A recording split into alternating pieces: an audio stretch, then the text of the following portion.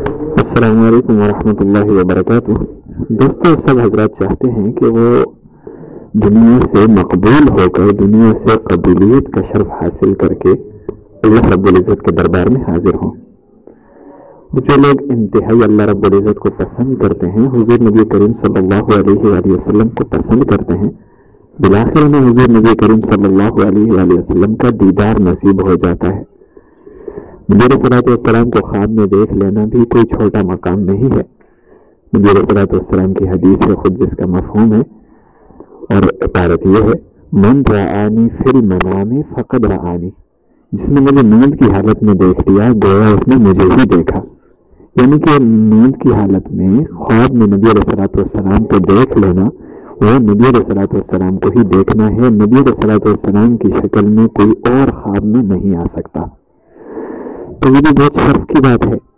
بعض لوگ دیدار کے بہت شائقین ہوتے ہیں لیکن ہو نہیں پاتا، اس کی بھی کچھ وجوہات ہوتی ہیں۔ حضور نبی کریم صلی اللہ علیہ وآلہ وسلم کی شخصیت کوئی معمولی شخصیت نہیں ہے۔ اس کے لیے ہمیں اپنے کانوں، اپنی آنکھوں، اپنی زبان کی حفاظت کرنی پڑتی ہے، تب ہم جا کے نبی علیہ الصلوۃ والسلام کے دیدار کو پہنچ سکتے ہیں۔ اس کے لیے ہمیں اپنی آنکھوں کی حفاظت کرنی پڑتی ہے کہ ہماری آنکھیں غلط طریقے سے استعمال نہ ہوں۔ جو آنکھیں غلط طریقے سے استعمال ہوں وہ حضور نبی کریم صلی اللہ علیہ وآلہ وسلم کا دیدار کیسے کریں گی؟ جو کان غلط باتیں سننے کے عادی ہوں وہ نبی علیہ الصلوۃ والسلام کے الفاظ کیسے سنیں گے؟ یہ بات تو کبھی ہم سوچیں۔ یہ زبان ہمیشہ بری باتیں کہنے کی قائل ہو، لوگوں سے گندی باتیں، تلخ کلامی کی باتیں، لوگوں کے ساتھ جھگڑے کی باتیں، وہ زبان کیسے نبی کریم صلی اللہ علیہ وآلہ وسلم کے ساتھ بات کرے گی؟ یہ چیزیں سوچیں، اپنی نظر کی حفاظت، اپنی زبان کی حفاظت، کانوں کی حفاظت کریں۔ کچھ عرصے کے بعد یہ کریں، انشاءاللہ العزیز۔ پھر ایک وظیفہ ہے، اسے آپ دہرائیں، انشاءاللہ العزیز نبی کریم صلی اللہ علیہ وآلہ وسلم کی زیارت ہوگی اور انشاءاللہ یہ مقبولیت کا شرف حاصل ہوگا۔